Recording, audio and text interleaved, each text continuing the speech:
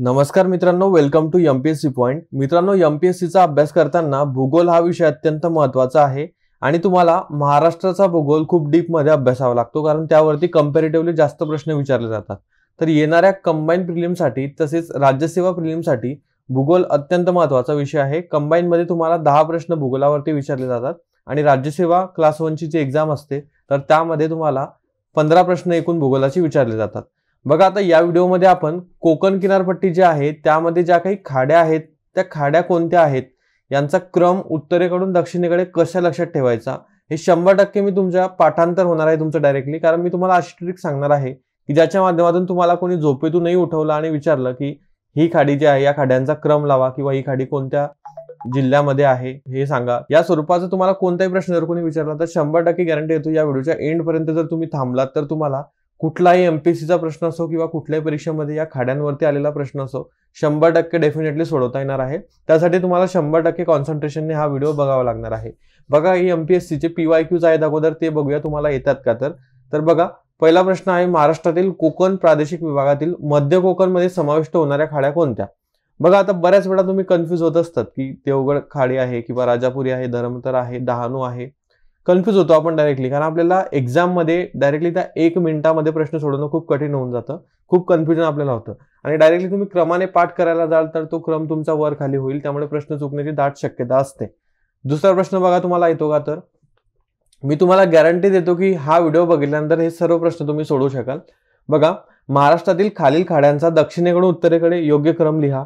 तुम्हाला खाड्या माहीत असतात कोणत्या आहेत, कुठे आहेत, पण क्रम जर विचारला तर तेव्हा तुम्ही पॅनिक होतात. त्यामुळे या स्वरूपाचा प्रश्न देखील तुम्हाला या व्हिडिओच्या एंडला सोडवता येईल, आपण एंडला सोडवणारच आहोत.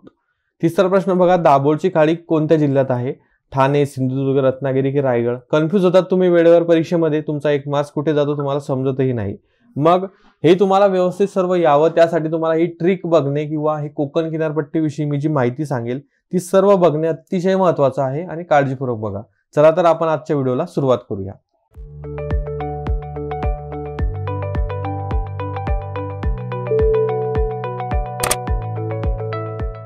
बघा, पहिल्यांदा तुम्हाला कोकण किनारपट्टीविषयी थोडी माहिती सांगतो की या कोकण किनारपट्टीची निर्मिती कशी झाली किंवा कोकण किनारपट्टी म्हणजे नेमकं काय आहे, महाराष्ट्राचा कोणता भाग कोकण म्हणून ओळखला जातो, हे सर्व तुम्हाला सांगतो. बघा, हा महाराष्ट्राचा मॅप आहे. महाराष्ट्राचा मॅप आहे, इथे तुम्ही महाराष्ट्राचा आकार जो आहे तो बघू शकतात. महाराष्ट्रामध्ये जे काही विविध प्रादेशिक विभाग आहे किंवा महसूल विभाग आहेत 6, तर त्याच्यापैकी एक महसूल विभाग आहे कोकणचा, आणि कोकणचा हा इथे बघा निळ्या रंगाने मी दाखवलेला आहे. हा सर्व जो आहे तो कोकण आहे, कोकण किनारपट्टी. किनारपट्टी का म्हटलं जातं, कारण इथे याला अरबी समुद्र जो आहे तो आपल्या महाराष्ट्राच्या डाव्या बाजूला तुम्हाला अरबी समुद्र लाभलेला आहे, त्यामुळे याला कोकण किनारपट्टी म्हटलं जातं. मग कोकण किनारपट्टीमध्ये एकूण कोणकोणते जिल्हे येतात ते तुम्हाला अगोदर सांगतो, बेसिक आयडिया येईल तुम्हाला. त्यानंतर आपण पुढे कोकण किनारपट्टीविषयी माहिती बघूया. सो बघा, हा इथे महाराष्ट्राचा पॉलिटिकल मॅप आहे किंवा एक मंडल मॅप आहे. यामध्ये तुम्ही हा जो भाग बघू शकतात, बघा हा जो भाग आहे मी तुम्हाला डिनोट करत आहे इथे. सो हा जो भाग आहे तो संपूर्ण कोकण किनारपट्टी आहे. मग कोकण किनारपट्टीमध्ये बघा कोणकोणते जिल्हे आहेत, तर पालघर आहे सर्वात टॉपला म्हणजेच उत्तरेला, त्यानंतर ठाणे आहे, त्यानंतर रायगड आहे, रत्नागिरी आहे आणि सिंधुदुर्ग आहे. म्हणजे असे एकूण 5 जिल्हे जे आहेत ते कोकण किनारपट्टीमध्ये तुम्हाला दिसतात. ऑदर विषयी आपण थोडी जास्त चर्चा नाही करणार, कारण आपल्याला बेसिकली या व्हिडिओमध्ये कोकण किनारपट्टीच कव्हर करायची आहे. आता आपण कोकण किनारपट्टीविषयी माहिती बघूया, त्यानंतर ज्या काही खाड्या आहेत त्या बघूया आणि त्या खाड्या कशा लक्षात ठेवायच्या यासाठी इझी ट्रिक्स आहेत, त्या तुम्हाला पाठच होऊन जातील या व्हिडिओच्या एंडला, तर त्या देखील आपण बघणार आहोत. बघा, आता आपण कोकण किनारपट्टीच्या माहितीकडे जाऊया. बघा, मी तुम्हाला ऑलरेडी सांगितलं की या मॅपमध्ये जी लेफ्ट साईडला आहे बघा, ही या स्वरूपामध्ये पसरलेली ती कोकण किनारपट्टी आहे. यामध्ये एकूण 5 जिल्हे येतात. बेसिकली सर्व खाड्या ज्या आहेत त्या ठाणे वगळून इतर सर्व जिल्ह्यांमध्ये आहेत, त्याविषयी देखील थोडी माहिती आपण पुढे बघणारच आहोत. बघा, मी तुम्हाला थोडी माहिती सांगतो जी अतिशय महत्त्वाची आहे. बघा, महाराष्ट्राच्या पश्चिम भागामध्ये दक्षिणोत्तर पसरलेली लांब व चिंचोळी किनारपट्टी कोकण आहे. ही जी मी तुम्हाला ऑलरेडी दाखवली, दक्षिणोत्तर पसरलेली आहे आणि महाराष्ट्राच्या पश्चिम भागामध्ये आहे. हा जो भाग आहे तो पश्चिम आहे, पश्चिम दिशा आहे. या किनारपट्टीच्या पूर्वेस दक्षिणोत्तर समांतर दिशेने सह्याद्री पर्वत भिंतीसारखा उभा आहे. म्हणजे जर या किनारपट्टीची तुम्ही ही पश्चिम दिशा बघितली, पूर्व दिशा बघितली, तर इथे तुम्हाला हा सह्याद्री पर्वत दिसेल. सह्याद्री पर्वत हा इथे आहे. त्यानंतर पश्चिमेस अरबी समुद्र आहे, इथे अरबी समुद्र आहे, मी तुम्हाला ऑलरेडी सांगितलं. सह्याद्री पर्वत व अरबी समुद्र यांच्या दरम्यान असलेल्या लांबट चिंचोळ्या सखल भागाला कोकण म्हणतात. बेसिक गोष्ट आहे खूप. कोकणची निर्मिती महाराष्ट्राच्या पश्चिमेला व अरबी समुद्राला लागून असलेल्या सह्याद्री पर्वताचा प्रस्तरभंग होऊन फॉल्ट होऊन झालेली आहे. तसेच बघा मुंबई जवळ जलमग्न अरण्यांचा प्रदेश असे दर्शवतो की किनारपट्टीवर समुद्राची पातळी उंचावली गेली असावी, म्हणजेच किनाऱ्या खचणे जे आहे ते झालेलं असावं, म्हणजे किनारा खचला असावा. ज्वालामुखी क्रियेचे अवशेष गरम पाण्याच्या रूपाने आढळतात. म्हणजे तुम्ही जर बघितलं बघा जर पालघरमध्ये बघितलं तुम्ही तर गरम पाण्याचे झरे आहेत खूप सारे. सो वज्रेश्वरी येथे गरम पाण्याचे झरे आहेत. त्यामुळे तुम्हाला असं समजतं की ज्वालामुखी क्रियेचा हा परिणाम आहे. आणि सह्याद्री पर्वताची निर्मिती जी आहे ती फॉल्ट म्हणजे प्रस्तरभंग होऊन झालेली आहे. कोकण किनारपट्टी देखील तशीच तयार झालेली आहे. पुढे माहिती बघा आता कोकणाची लांबी रुंदी क्षेत्रफळ तुम्हाला माहित असावं. बघा महाराष्ट्राला एकूण कोकण किनारपट्टी किंवा किनारपट्टी जी आहे ती 720 किलोमीटरची लाभलेली आहे.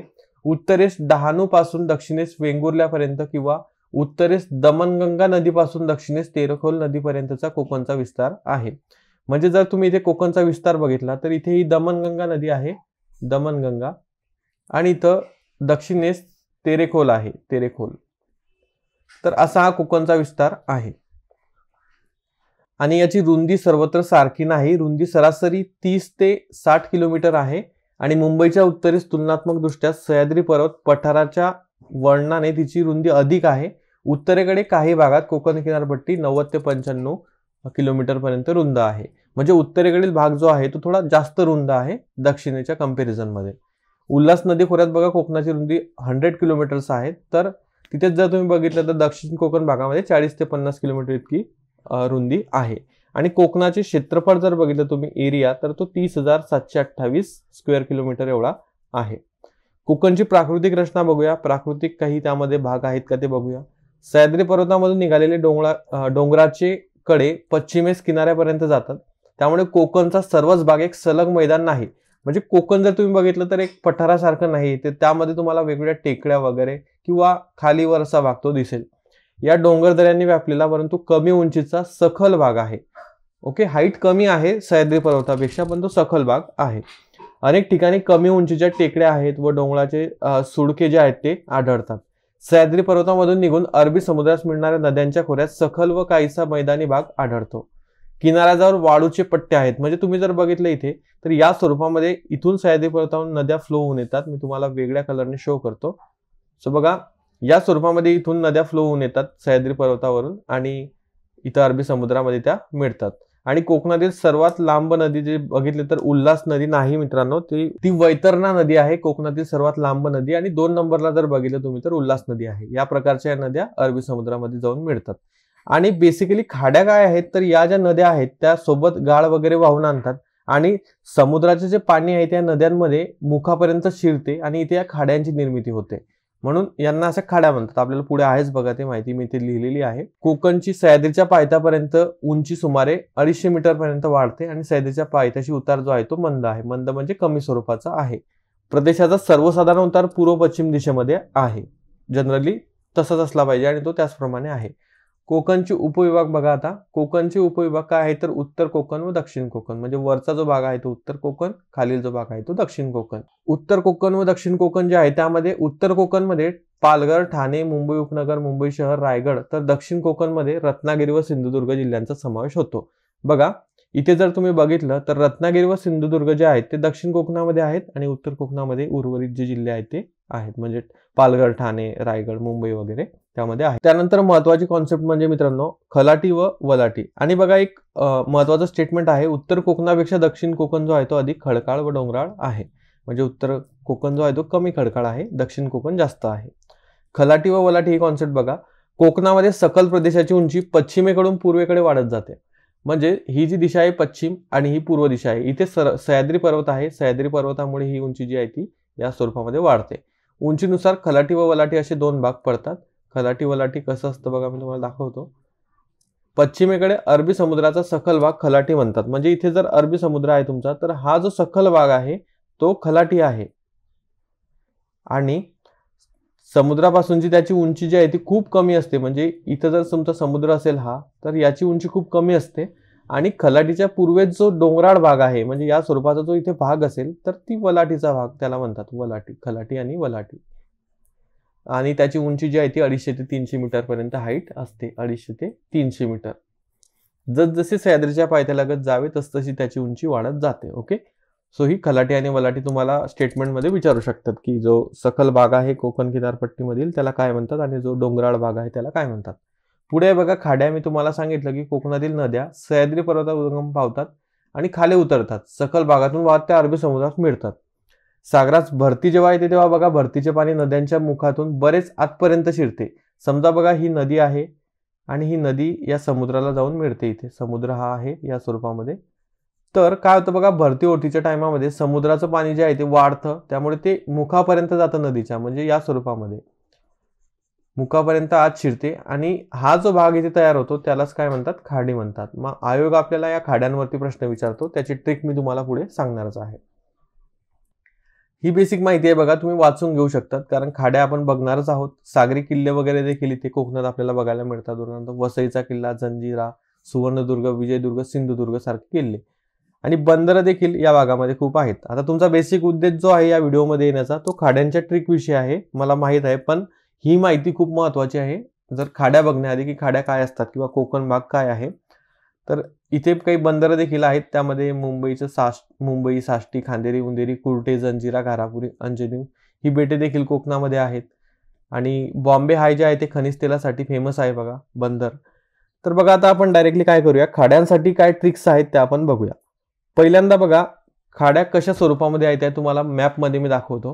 तुम्हाला कोणत्या नदीवर कोणती खाडी आहे हे देखील विचारलं जातं, पण ते तुमच्या लक्षात राहून जाईल जर तुम्ही या ट्रिक्स व्यवस्थित केल्या तर. बघा मी इथे कोकण किनारपट्टी संपूर्णपणे ड्रॉ केलेली आहे. इथे बघा तुम्ही बघू शकता पालघर आहे, ठाणे आहे, रायगड आहे, रत्नागिरी आहे, सिंधुदुर्ग आहे. मग इथे जर तुम्ही बघितलं बघा ही डहाणू, दातिवरे, वसई या पालघरमधील 3 खाड्या आहेत. ठाण्यामध्ये जनरली पुस्तकामध्ये खाड्या दिसत नाहीत आपल्याला.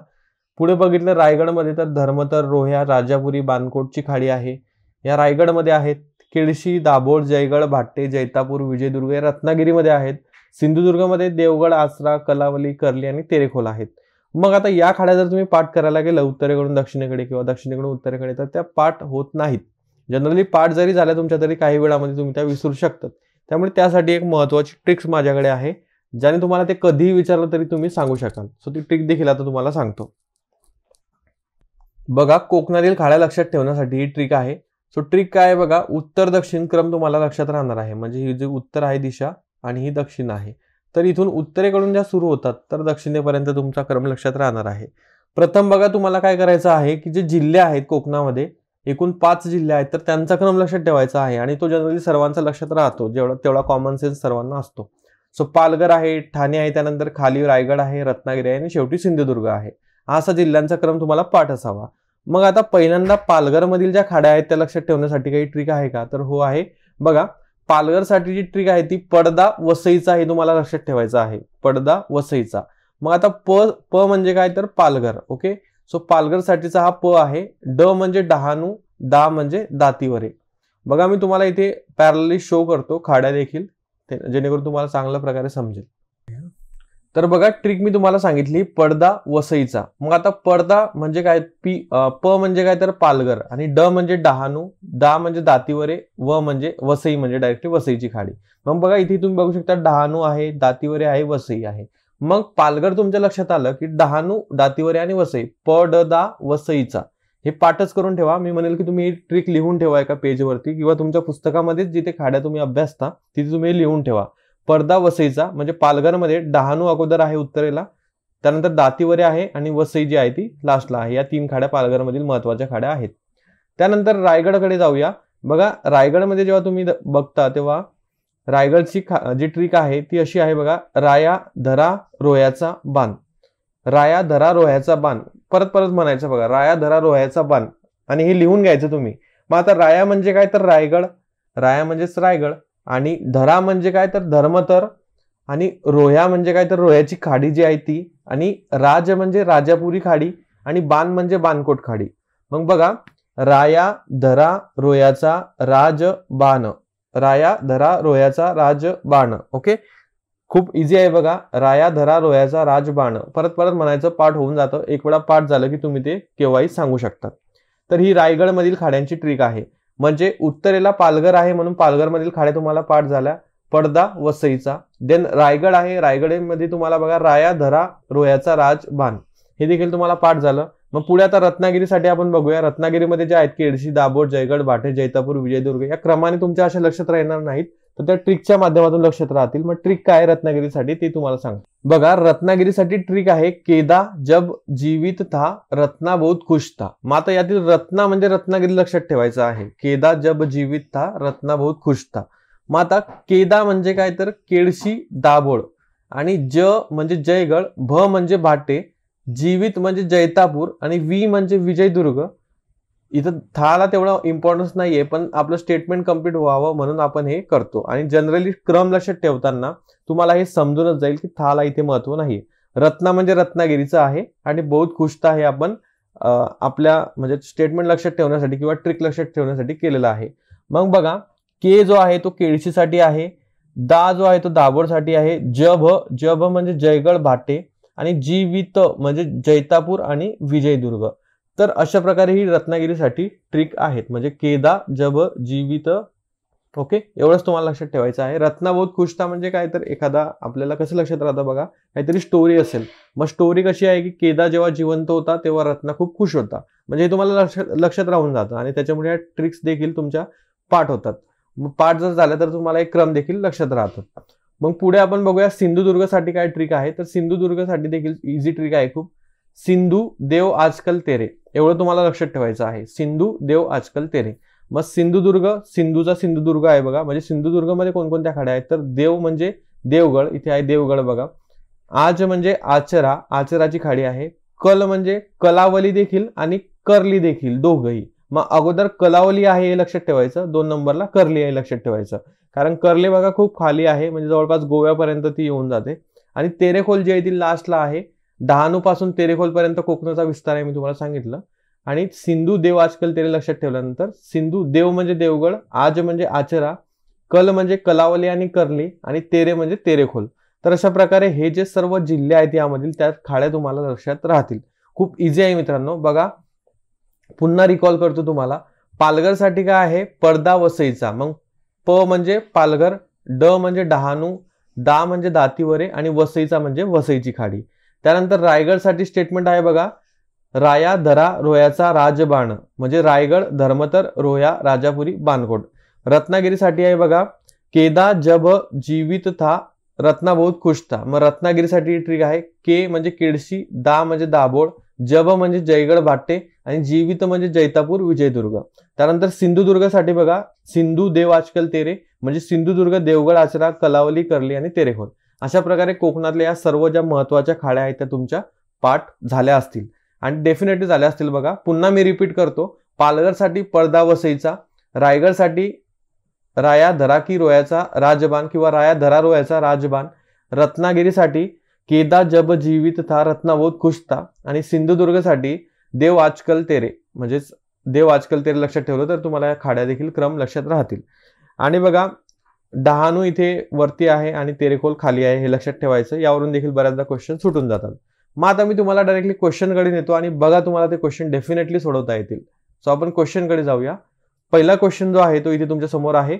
महाराष्ट्रातील कोकण प्रादेशिक विभागातील मध्य कोकणमध्ये समाविष्ट होणाऱ्या खाड्या ज्या आहेत त्या कोणत्या. मग मध्य कोकणमध्ये कोणकोणत्या आहेत बघा.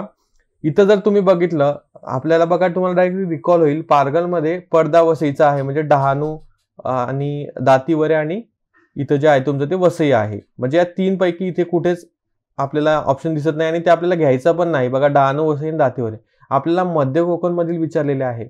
मग मध्य कोकण मध्ये जे आहेत तुमचा रत्नागिरी आणि रायगड येतं, रत्नागिरी आणि रायगड येतं. मग आता रत्नागिरी आणि रायगड मधल्या खाड्या ज्या आहेत त्या तुम्हाला इथे बघायच्या आहे फक्त.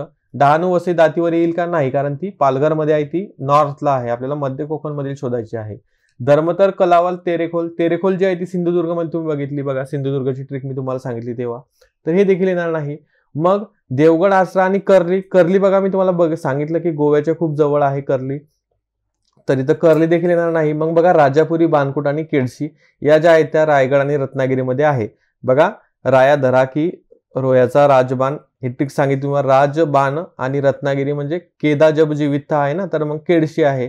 म्हणून या 2 जिल्ह्यामध्ये या खाड्या येतात, म्हणून मध्य कोकणमध्ये समाविष्ट होणाऱ्या खाड्या ज्या आहेत त्या इथं ऑप्शन नंबर 2 मध्ये तुम्हाला दिसतात. ऑप्शन नंबर 2 इथे करेक्ट येतो. बघा आता तुम्हाला प्रश्न किती इझिली सोडवता आला. त्यानंतर पुढे बघा, महाराष्ट्रातील खाड्यांचा दक्षिणेकडून उत्तरेकडे क्रम विचारलेला आहे. म्हणजे खालून तुम्हाला वर जायचं आहे, आपल्या मॅपनुसार योग्य क्रम निवडायचा आहे.